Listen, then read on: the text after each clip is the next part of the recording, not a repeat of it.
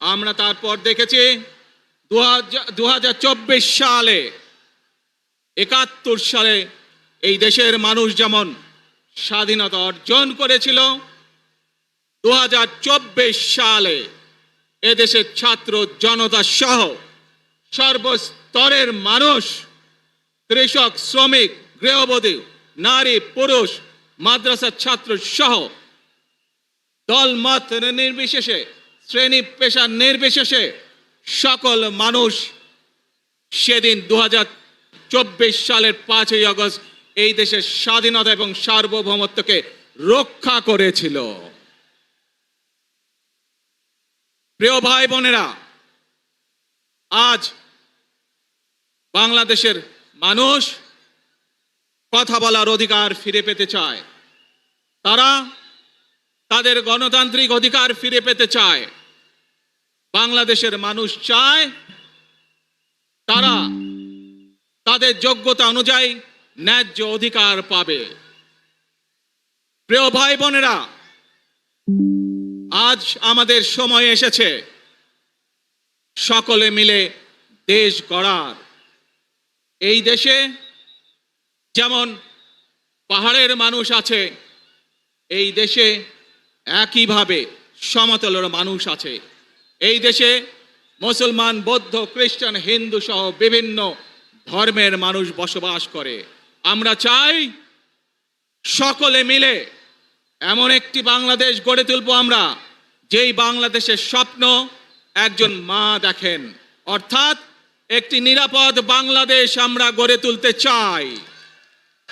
যে বাংলাদেশে একজন নারী, একজন পুরুষ, একজন শিশু যেই হোক না কেন নিরাপদে ঘর থেকে বের হলে নিরাপদে ইনশাআল্লাহ ঘরে আবার ফিরে আসতে পারে। প্রিয় ভাই বোনেরা, এই দেশের জনসংখ্যার অর্ধেক নারী, 4 কোটিরও বেশি তরুণ প্রজন্মের সদস্য, 5 কোটির মতন শিশু, 40 লক্ষের মতন প্রতিবন্ধী মানুষ রয়েছেন, কয়েক কোটি কৃষক, শ্রমিক রয়েছেন। এই মানুষগুলোর একটি প্রত্যাশা আছে এই রাষ্ট্রের কাছে, এই মানুষগুলোর একটি আকাঙ্ক্ষা আছে এই দেশের কাছে। আজ আমরা সকলে যদি ঐক্যবদ্ধ হই, আজ আমরা যদি সকলে প্রতিজ্ঞাবদ্ধ হই, তাহলে আমরা এই লক্ষ কোটি মানুষের সেই প্রত্যাশাগুলো পূরণ করতে পারি ইনশাআল্লাহ। প্রিয় ভাই বোনেরা, 71 সালে আমাদের শহীদরা নিজের জীবন উৎসর্গ করেছিলেন এই রকম একটি বাংলাদেশ গঠনের জন্য।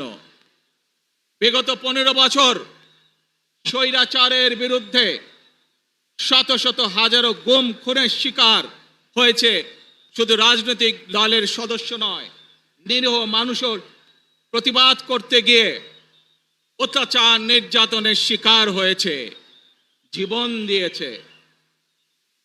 2024 সাল মাত্র সেদিনের ঘটনা। কিভাবে আমরা দেখেছি আমাদের তরুণ প্রজন্মের সদস্যরা কিভাবে নিজের জীবন উৎসর্গ করেছে দেশের এই স্বাধীনতা এবং সার্বভৌমত্বকে রক্ষা করার জন্য।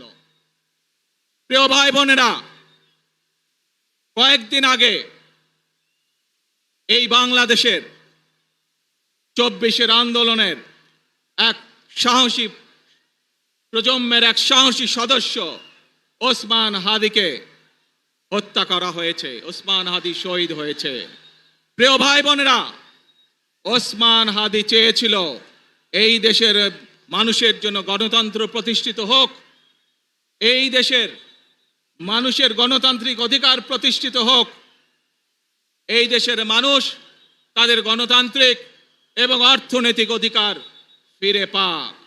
আজ 24 আন্দোলনে যারা শহীদ হয়েছেন, ওসমান হাদি সহ 71 যারা শহীদ হয়েছেন, বিগত স্বৈরাচারের সময় বিভিন্নভাবে খুন গুমের শিকার হয়েছেন, এই মানুষগুলোর রক্তের ঋণ যদি শোধ করতে হয়, আসুন আমরা আমাদের সেই প্রত্যাশিত বাংলাদেশ গড়ে তুলব, যেখানে আমরা সকলে মিলে কাজ করব, যেখানে আমরা সকলে মিলে আমাদের প্রত্যাশিত বাংলাদেশকে গড়ে তুলব।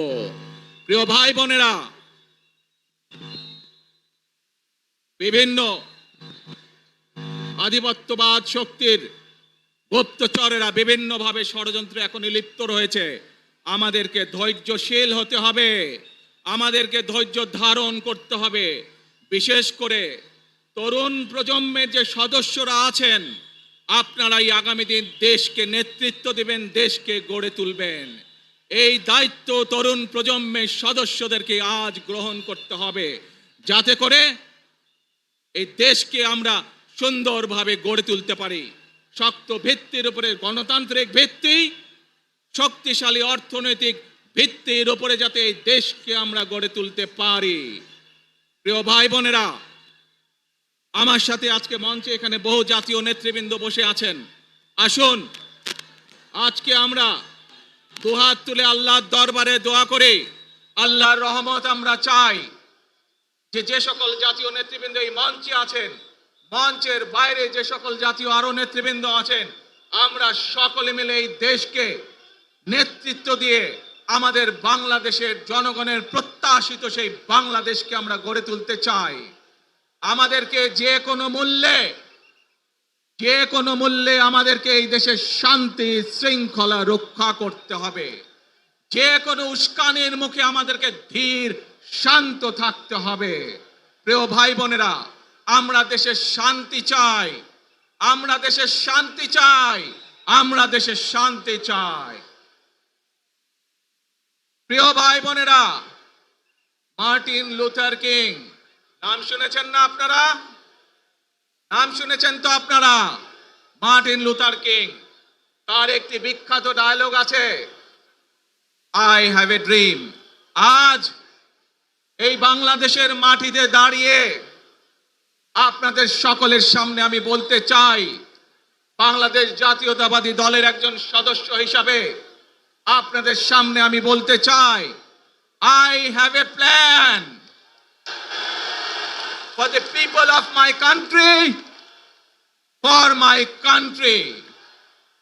আজ এই পরিকল্পনা দেশের মানুষের স্বার্থে, দেশের উন্নয়নের জন্য, দেশের মানুষের ভাগ্যের পরিবর্তনের জন্য যদি সেই প্ল্যান, সেই কার্যক্রম, সেই পরিকল্পনাকে বাস্তবায়ন করতে হয়, প্রিয় ভাই বোনেরা, এই জনসমুদ্রে যত মানুষ উপস্থিত আছেন, এই সারা বাংলাদেশে গণতন্ত্রের শক্তি যত মানুষ উপস্থিত আছেন, প্রত্যেকটি মানুষের সহযোগিতা আমার লাগবে।